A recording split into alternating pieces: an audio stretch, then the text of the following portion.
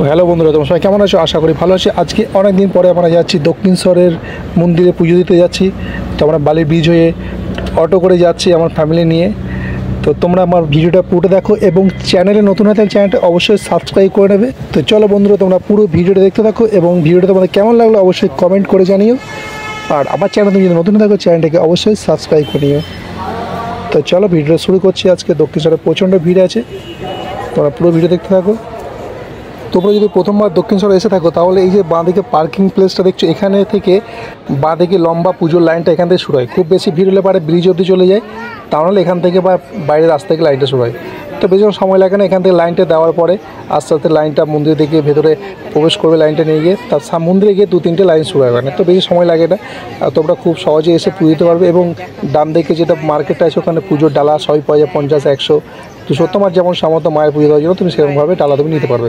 আর সঙ্গে যদি মোবাইল থাকে বা কোনো ক্যামেরা থাকে তাহলে তোমাকে এখানে মোবাইলের জন্য একটা ক্যাম্প তৈরি করা হয়েছে। এখানে তোমাকে নিজের মোবাইলটা জমা রাখতে হবে। তো ওখানে তোমার একটা কার্ড দিয়ে দেবে, ওই কার্ডটা নিয়ে তুমি ভেতরে প্রবেশ করবে। মানে মোবাইলটা দিলে তাহলে তোমার কার্ডটা দেবে, ঠিক আছে? তো তুমি ভেতরে মোবাইল নিয়ে কি প্রবেশ করতে দেবে না, বা মায়ের ছবি তুললে তুমি পাবে না, ঠিক আছে?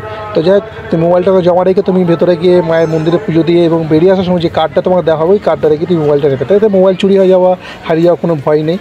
তো সবাই এটা করে থাকে। এখন নতুন নিয়ম হয়েছে, আগে যেমন ছিল ভেতরে মোবাইল নিয়ে গিয়ে প্রবেশ করে এবং ছবি তোলার সব নিয়ম ছিল, কিন্তু এখন নেই। তো যাই হোক, তোমরা যদি দক্ষিণেশ্বরে এসে থাকো তো আসো, পুজো দাও মায়ের।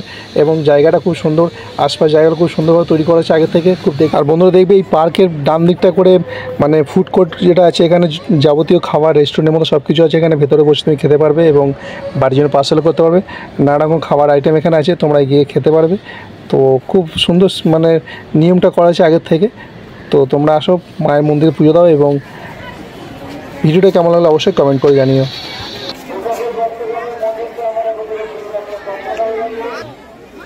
না, এটা লম্বাই করো না, এই জন্য ছোটের জন্য এটা।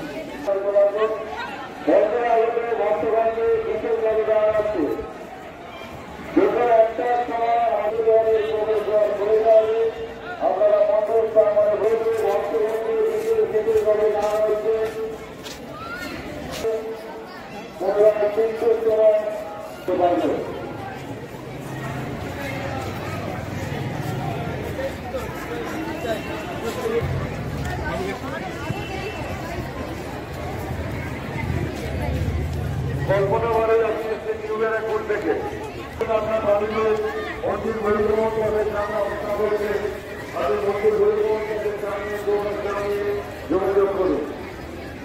ভক্ত সাধারণকে দেখে এখন বন্ধ হয়ে যাচ্ছে,